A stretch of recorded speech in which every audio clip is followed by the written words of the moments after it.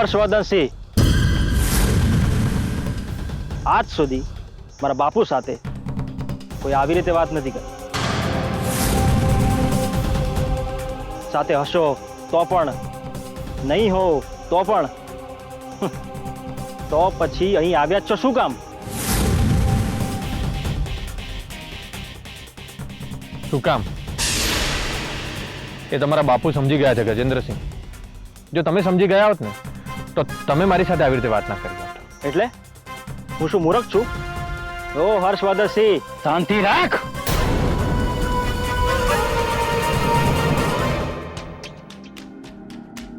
અમે તમારી વાત સાંભળી, અમે તમને ટેકો દેવા માટે તૈયાર છીએ, પણ એમાં અમારો શું ફાયદો? માફ કરજો પ્રતાપ કાકા, પણ આમાં હું તમારો વ્યક્તિગત કોઈ ફાયદો નહીં કરાવી શકું. આમાં મારો પણ કોઈ વ્યક્તિગત ફાયદો નથી. આમાં ફક્ત ખેડૂતોનો ફાયદો છે. પ્રતાપ કાકા, અમને આમની જેમ બોલતા નહીં આવડે અને અમે બોલીશું પણ નહીં. અમારા પતિ કહે છે, જેની જમીન એ જ એનો માલિક. અને અમે તમને ખેડૂત નથી માનતા, તમને જમીનદાર માનીએ છીએ. હવે તમે પણ જમીનદાર અને અમે પણ જમીનદાર. જો તમે અમને સપોર્ટ કરશો તો અમે તમને વચન આપીએ છીએ કે આમાં સૌથી મોટો ફાયદો તમને થશે.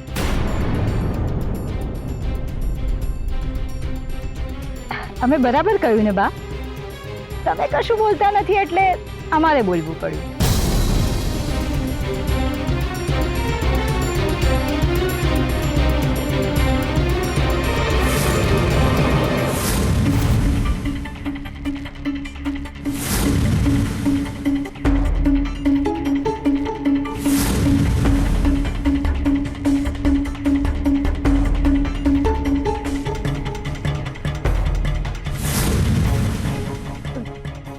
ડિયર દેરાણી અહીંયા?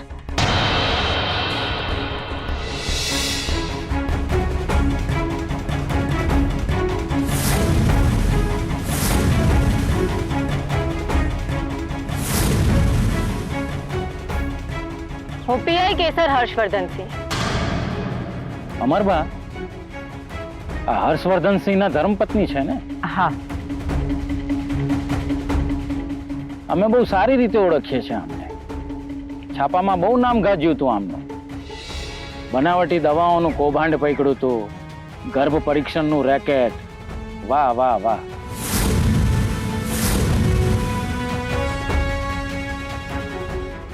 તમારા પરિવારનું નામ ઉજાગર કર્યું છે આમણે. આવો કેસર બહુ, બેસો. હું અહીં અમરવા પરિવારની વહુ કે હર્ષવર્ધનસિંહની પત્ની તરીકે નથી આવી,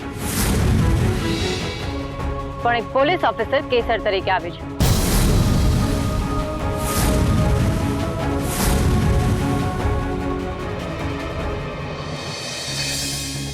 આ તમારા દીકરા ગજેન્દ્રસિંહ છે. હા.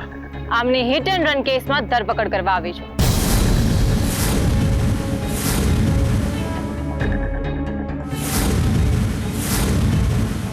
એ ખાકી વર્દી, એ ચૂપ. તારા ડેડી સાથે પણ આ જ રીતે વાત કરે છે? એ લાલ ગમછા એવું કહીને બોલાવે છે. એક ગવર્નમેન્ટ ઓફિસર સાથે રિસ્પેક્ટથી વાત કરવાની, સમજ્યો?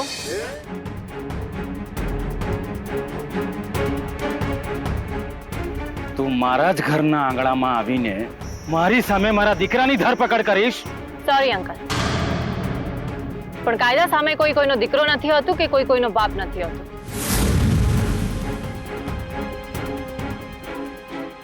અને તમારા જેવી અનુભવી વ્યક્તિને આ વાત મારે ના શીખવાડવાની હોય. એ તું કોની સામે બોલી રહી છે એનું તને કઈ ભાન છે? ભાનમાં છું એટલે જ શાંતિથી વાત કરી રહી છું, નહીં તો તારી પોચી પકડીને તને ઢસડીને લઈ જાત.